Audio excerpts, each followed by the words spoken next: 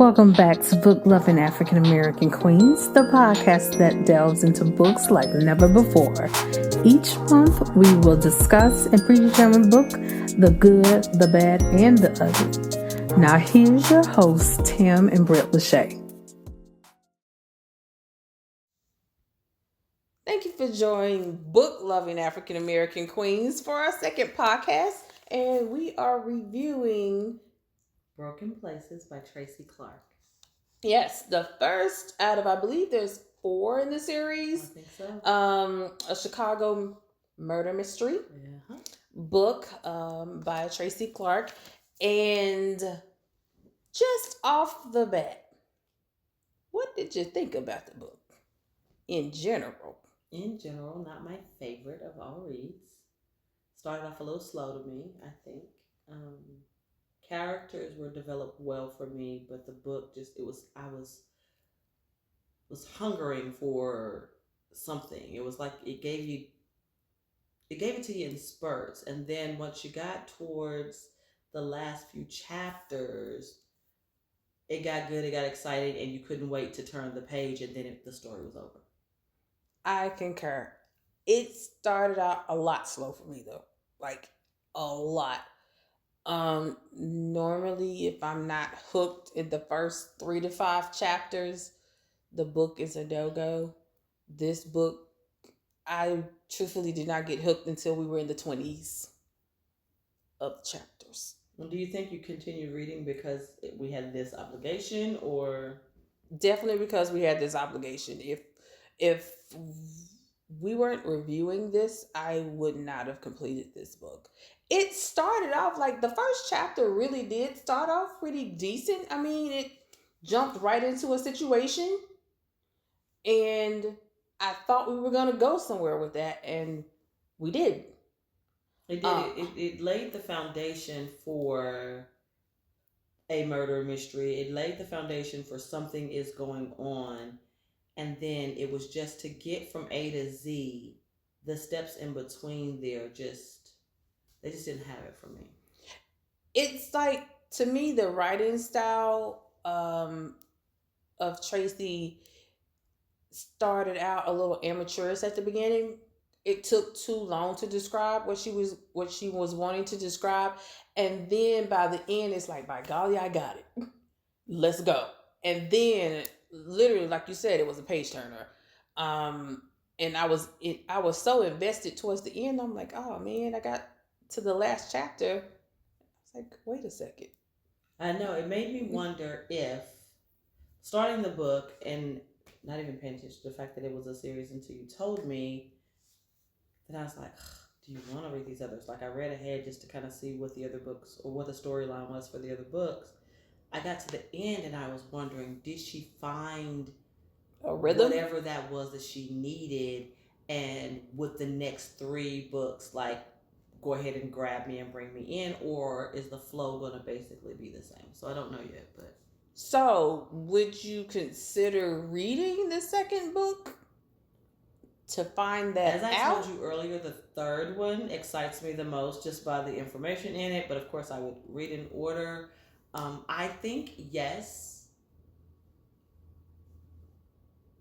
and not like the strongest of yeses, but yes, I would probably try it out just to see.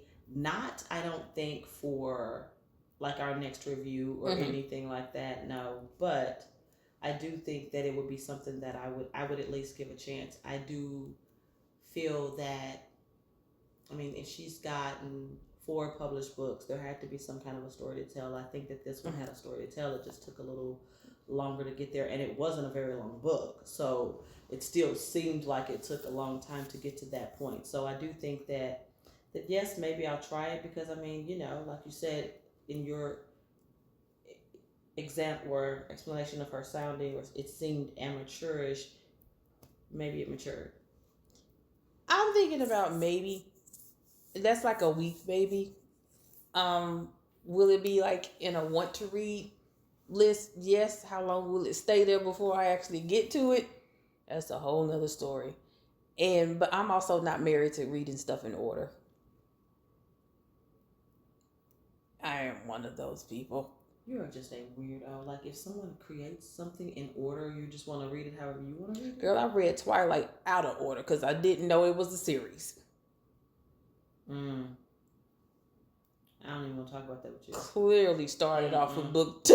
I was like, ooh, werewolves. And it just completely did not know, didn't read the beginning. It clearly states on the front that it is a part of a series. Missed that altogether. How on earth? We say all the time that reading is fundamental, and while reading a book, you missed a fundamental part of reading the book.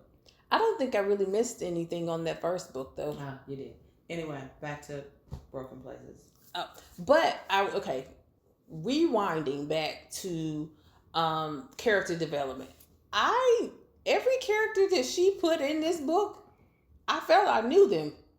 I will give her that. That was and that's hard to do, to really, especially on your first book, to really develop a character to the point that you're like, all right, I know who Cassie is. I already know who, his name wasn't the Reverend, but he was the I called him the Reverend the entire time when explaining the book, because I mean they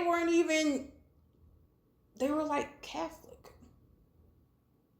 So it's not Reverend. What is it? The priests. Thank you.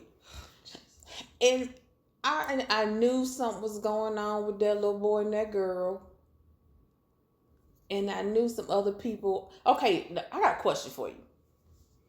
Did you know who did it before you got into the end of the 20s chapters? I knew who did it before I got to 13. Are you serious?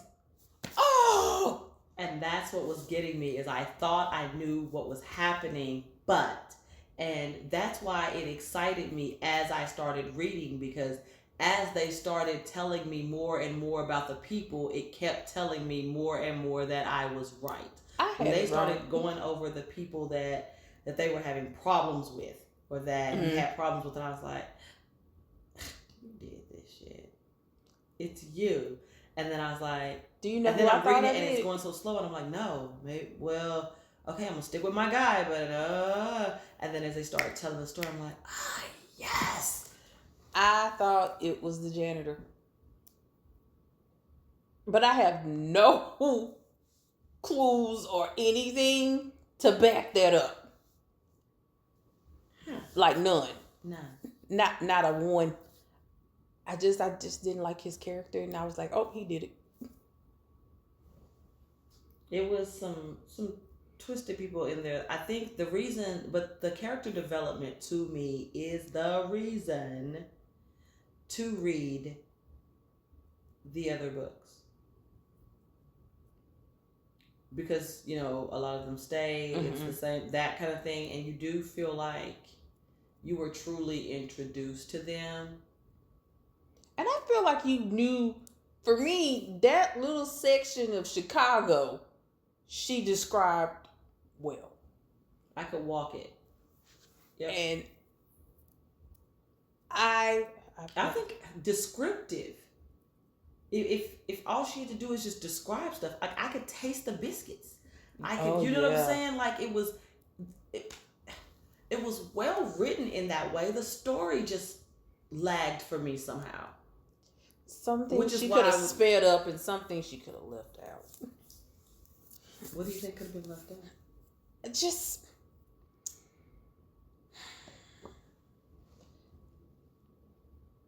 there are just certain scenarios with her and her partner that, yeah, I would have left out. But then I would have developed the guy. I am really bad with names. Clearly. The guy's name, the detective's name that she couldn't stand, that started with an F. And I'm not sure that I'm pronouncing it correctly. It started with an F. Faraday. Something like that. Yeah. His new partner. You know what I'm talking about? Weber. I think they could have explained a little bit more, expanded a little bit more on that. I'm hoping that that happens in the next book because this really, I didn't have time for them to go into that while I was trying to get to my murder. Give me something because I needed some kind of dangler to get me to the second book. So, but if I had to pick my favorite characters, which is what I wanted you to do, I would pick the childhood friend and the nun. Oh, I was gonna say the childhood friend was the nun, but no, the childhood guy friend. I get you now. and the nun. Those two, it's because they just gave us a taste of how they were as kids, and that 3 dimension, and then what's his name, Pouch. He wasn't part of the childhood friendship, right? But just came along. He just came along and fit with the other three. But I bet you anything they got in a world of trouble when they was kids. Yeah. And I just like how they kept putting little bits and pieces of her life meets her old life meeting her new, because I love that tie-in. Yep. She's a detective. She's not a detective. She was private investigator, former detective. So it's like you got little bits and pieces of how she grew up, who she grew up with, and then the whole father situation. Yeah, wasn't expecting that at all. I was so proud though. At the end. Wasn't expecting that. I was like, wait, what? And she was like, Whiplash? For real? But did you notice that she still didn't call him what he was when she Would you have? No, but I thought that was a good play on the whole situation throughout the book. Like, no need to change it up right now. There's stuff to be worked on. And maybe they flesh that out in future. And I think that's maybe why I would read future books, to see if they flesh out some of the things that I would want to know about, just because I'm nosy. Right. Like, these ain't fictional characters. But,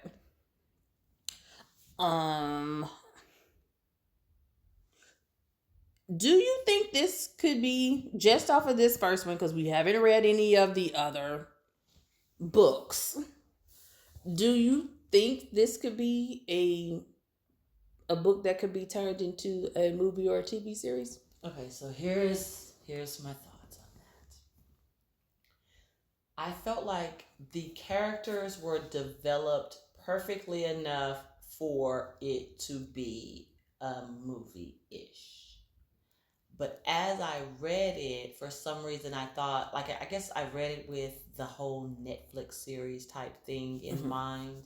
And I just thought how there were enough tidbits here and to here and to here. Like, you got enough, a little bit of a story every couple of chapters, because to me that's how, if you were to do it as a series that ran for 8 or so episodes, it would take a couple of chapters a piece, maybe to tell those stories. And so I just wondered, I wasn't 100% sold on it working that way. But I could see, there was, if you had to be there and be picking actors and actresses to play these parts, she gave you everything you needed to do so. I could see it as a streaming TV series. Definitely, like Netflix, or like a Hulu special, or maybe an Amazon Prime kind of thing. But they would, to me, they would need to add something extra to it, because it follows too closely to things that are already out. Like, what would differentiate it from something that's already out? Because when I first got it, I was like, oh, this is Chicago PD. But Chicago PD stories change every. I know, but it's still like a vein of that. But then I was like, oh, it could be kind of Equalizer too. But then it could be kind of like, oh shoot, the other show with the blind chick. How many shows got blinds on it? It's not in the heat of the night. That ain't it. Mm-mm. Something in the night. Anyway, she's a blind detective who gets herself in plenty of situations, which this chick could not quit getting shot at or in a fight of some sort with no backup. Oh, I'm like, she don't never sounds like have Cass. backup at all. I'll tell you that she took a licking. And kept ticking. I'm like, you just trying to make a claim, a insurance claim. But with that being said, I did have another question that I like that it spoke to kind of this day and age, speaking of the young black child getting shot, the way the Hispanic families were treated and the way they felt about the cops. I do like that it wasn't oblivious of what's going on in the world, though it was a fiction story being told. So it was relatable. So I did appreciate that. And I liked how it had, like you said, the Hispanic vibe in it. And it seems like she really put a piece of the culture in there because they are very family oriented. And although those two were best of friends, like brothers, they still had issues among themselves. Right. But then you still showed respect for your elders, even if you didn't get along with them or didn't agree wholeheartedly. Because at some point, I thought Hector was gonna go ballistic in this book, and um, Caesar,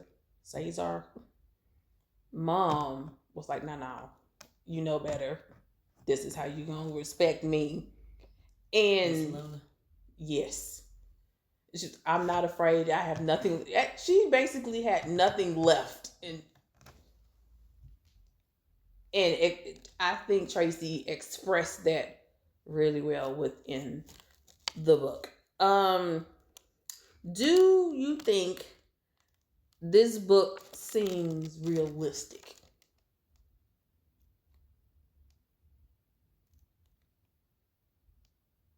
I think some of the stuff that in this book is happening. Um, Now would she get up from a lot of these fights that happen in the book? Maybe, maybe not. But I think they could happen in real life. Everything that did happen, I think, is a possibility that could. If she was a cop that was pursuing this case, then maybe. The hard part for me in this world we live in today is a black woman, former cop, doing the things and getting away with them the way that she did. I think that, yeah, now that you think about it. When you look at it in that light, the scene to me, the part of the book that showed exactly what it would be like for her in her skin was in that hospital. To get chased like that, to do that, you're chasing the criminal. Yet you're slammed down, you're locked. You're the one comprehended. He's allowed to walk out the door. You know what I'm saying? So that one was realistic, but continuing to put yourself in those predicaments, I think it's a wonderful way to tell the story, whether it's in a book or in TV, because it's what female officers and PIs do all over TV, regardless of race.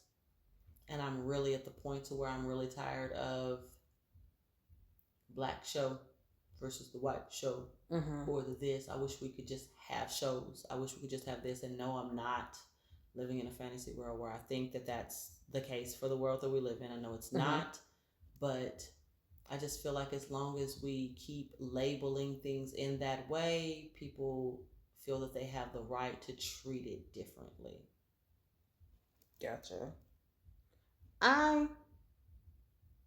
Yeah, I kind of agree, but there were some points that in my mind, I kept flip flopping through her race. Mm-hmm. Like, when she confronted the Detective F, because I can't remember the man's name to save my life. Detective F in the police station, she kept confronting him, and I'm like, that doesn't seem like that's how that would go Doesn't sound smart. at all if that happened in real life. Yep. Doesn't sound smart enough. But so those are the parts that seem unrealistic to me as a black woman. Mm-hmm. It's not the way we're viewed in the world. And I understand that as a cop in this. I think her relationship with Ben, to me, is realistic. Like, I think that definitely would happen, with a partner and wanting to support you and do whatever. But as the partner, as the one to support you, but put yourself in harm's way like that for somebody else, like, Probably not. mm. Probably not. Did you think this book was the correct length? How did you like the pace of the book, or dislike the pace of the book? Well, as stated earlier, thought it pace as far as how it was laid out, going from point A to point B, perfectly fine. That was fine. It was the details in between that made certain parts of it lag for me. So I thought that pace was slow, and then the momentum picked up towards the end of the book. Made the story very exciting, made me want to, sit there and keep swiping my Kindle pages to read. I agree. For me, 75% of the book was slow. That last 25 was amazing. If she could copy and paste that, even if 60% of the book would have sped up some, I would have liked it better. Yeah. Like, if it was more than 50%, I would have liked it better. But that first part, or no, the majority of the first part of the book was entirely too slow for my liking. And I think that just made the reading process a little cumbersome. Clearly cumbersome. Took you a minute. Yeah. So, overall, what would you give? I would give a 2.75 out of 5 stars. A way to break that down. Yeah. Okay, and then for me, I think I'll give it a 3 out of 5. Not the worst thing I've ever read, definitely. Not the best.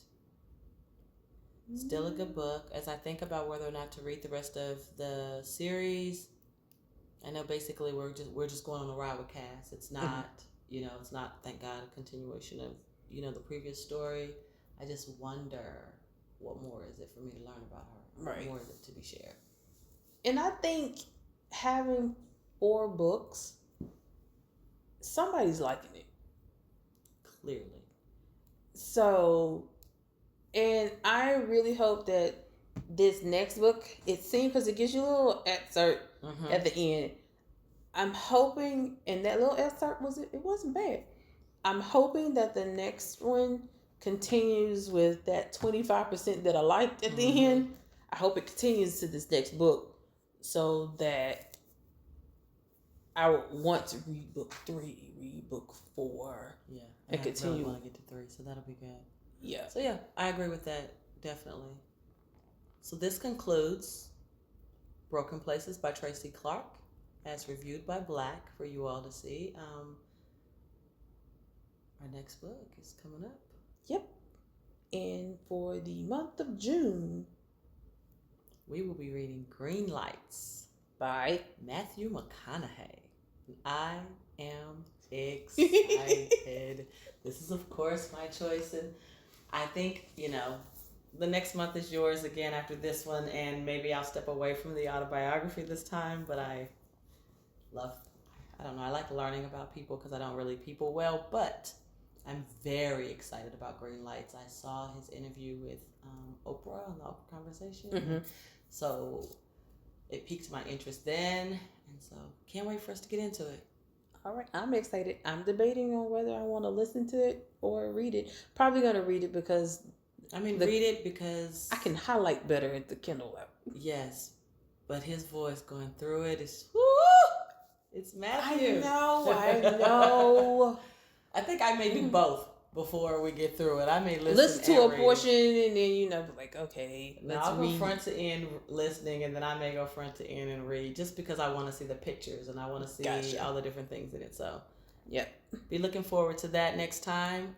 As always, you all can always leave a comment, make a suggestion for a book that we'll read. We'll be glad to look into that. We really want to take an opportunity and use this space to not only read what we are so excited about reading, but stepping out of our comfort zone, maybe learning something different and having different experiences with characters and books. Let us know what you think. All right. Bye. Bye.